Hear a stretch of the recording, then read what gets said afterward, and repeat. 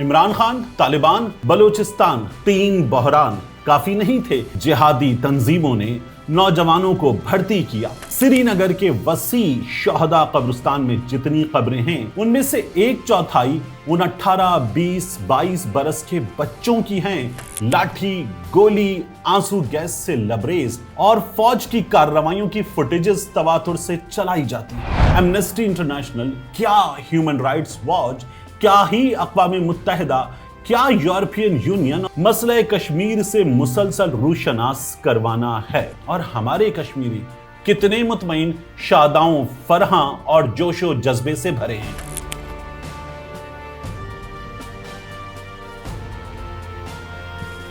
Governance और बयानिए की लड़ाई को अब गैर मुल्की मुदाखलत और दहशतगर्दी से मिला दिया गया। इंटरनेट का ब्लैकआउट है, मोबाइल फोन सर्विस महदूद है, फिर भी सरकार कहती है लोग अफवाहों पर कान ना धरें और सोशल मीडिया के बहकावे में ना आएं। वही Amnesty International, Human Rights Watch, European Union, अक़वाम मुत्तहिदा का इंसानी हुकूक का इदारा, जिसकी इंडियन कश्मीर से मुताल्लिक हर रिपोर्ट चूम के आंखों से लगाई जाती है। मखलूक खुदा जब किसी मुश्किल में फंसी हो, सजदे में पड़े रहना इबादत नहीं होती। बिस्मिल्लाहिर्रहमानिर्रहीम, अस्सलाम वालेकुम। ये आपका अपना डिजिटल प्लेटफॉर्म है। मैं तारिक मतीन हूँ। वल्लाहु खैरुल माकिरीन, अल्लाह सबसे बेहतर तदबीर फरमाने वाला है। वही बचाएगा मेरे देश को बलाओं से जो बारिश में शजर से घोंसला गिरने नहीं देता, क्योंकि उसकी तदबीर तमाम तदाबीर की इमाम है। आज जुलाई की 31 तारीख जुमे का दिन।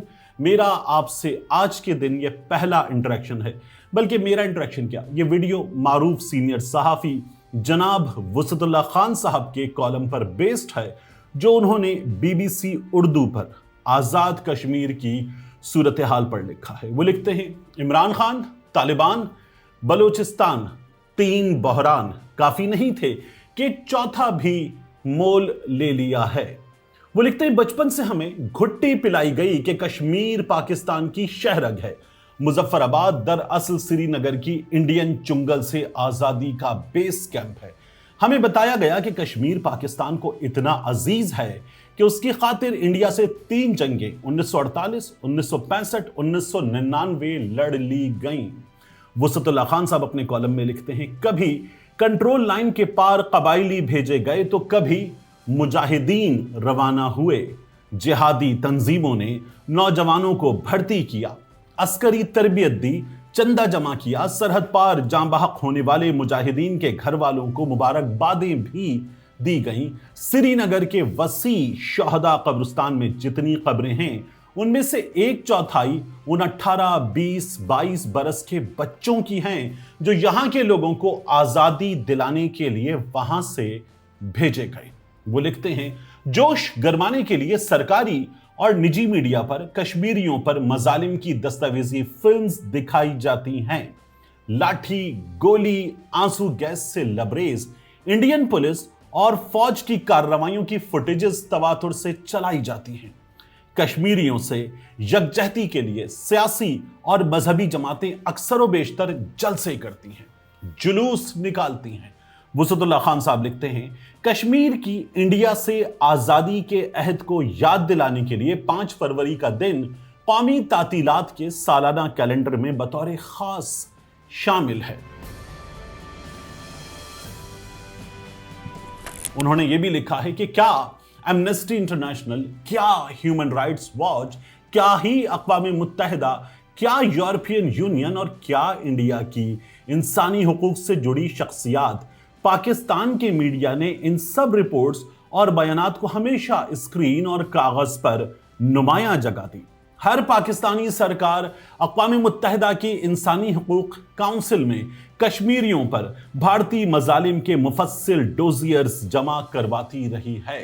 हर पाकिस्तानी पार्लियामेंट ने कश्मीर के नाम पर जाने कितनी मुज़म्मती करारदादें मंजूर की हैं।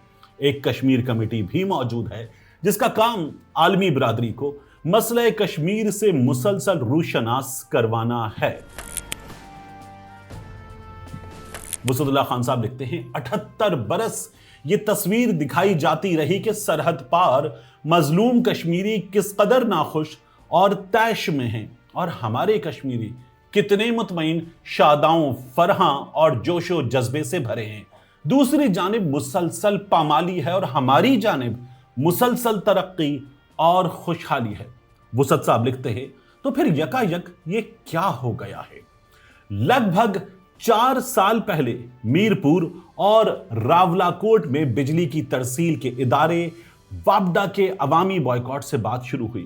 پھر بری گورننس کا موضوع لوگوں کی زبان پر آ گیا۔ پھر منتخب نمائندوں کے مراعاتی عللوں تللوں کی بات پھیلتی چلی گئی۔ پھر ریاست سے باہر کی 12 سیٹوں کا وجود یہ کہہ کر چیلنج ہوا کہ یہ سیٹیں نہیں بلکہ وہ ہتھیار ہے جس کی مدد سے اسلام آباد مظفر آباد پر من پسند افراد مسلط کرتا ہے۔ یہ سیٹیں حکومتیں گرانے اور بنانے میں کام آتی ہیں۔ زکام اسلام آباد کو ہوتا ہے اور چھینکیں مظفر آباد کو آتی ہیں۔ اسلام آباد میں حکومت بدلتی ہے تو مظفر آباد میں بھی چہرے بدل جاتے ہیں اور اس میوزیکل چیئر گیم سے ریاست کے عوام بالکل باہر ہیں۔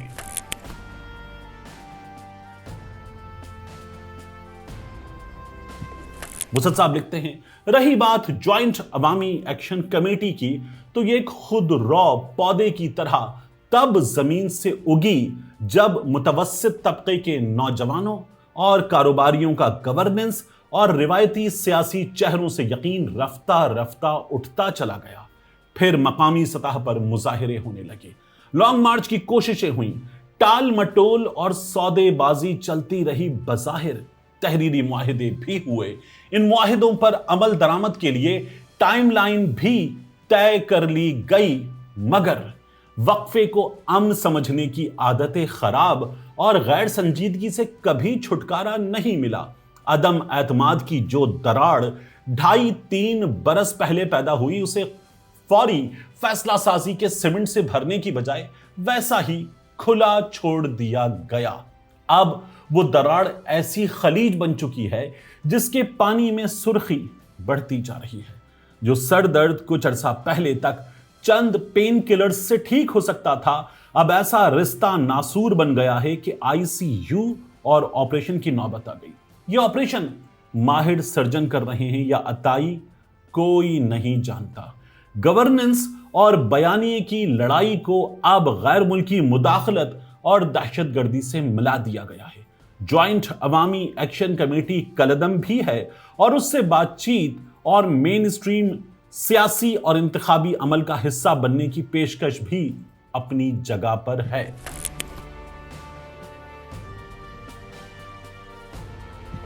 انٹرنیٹ کا بلیک آؤٹ ہے، موبائل فون سروس محدود ہے، پھر بھی سرکار کہتی ہے لوگ افواہوں پر کان نہ دھریں اور سوشل میڈیا کے بہکاوے میں نہ آئیں۔ بس سرکاری پریس ریلیز پر دھیان دیں۔ سنتے تھے کہ استحکام کے لیے ضروری ہے کہ تشدد پر صرف ریاست کی منوپلی رہے، مگر اب تو خبر پر بھی ریاست کی ہی منوپلی ہے۔ وسعت صاحب لکھتے ہیں پروفیشنل میڈیا کا منہ سلا ہوا نہیں بلکہ سی دیا گیا ہے۔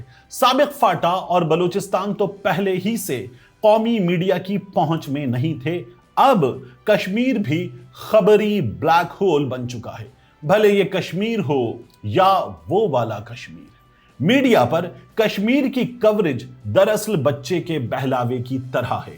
ہمارے بچپن میں نائی سنتوں سے پہلے دہشت زدہ بچے کی توجہ ہٹانے کے لیے کہتا تھا، دیکھو بیٹا آسمان کی طرف، چڑیا اڑی، کوا اڑا، بلبل اڑی، مینڈک اڑا، وہ دیکھو مسلم لیگ اتنی سیٹوں پر آگے ہے، وہ دیکھو بلاول کے جلسے میں کتنے لوگ آ رہے ہیں، کشمیر کے پہاڑ دیکھو، آبشاروں کا سنگھار دیکھو، 12 من کی دھوبن دیکھو، وہ دیکھو، یہ دیکھو، ادھر ادھر نہیں، بس سیدھے سیدھے دیکھو۔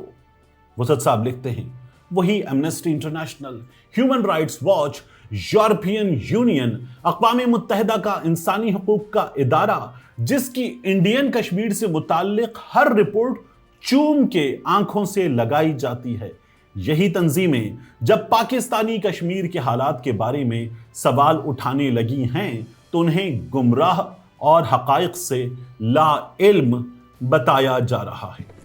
آخر میں وہ حبیب جالب کا شعر لکھتے ہیں، مخلوق خدا جب کسی مشکل میں پھنسی ہو، سجدے میں پڑے رہنا عبادت نہیں ہوتی۔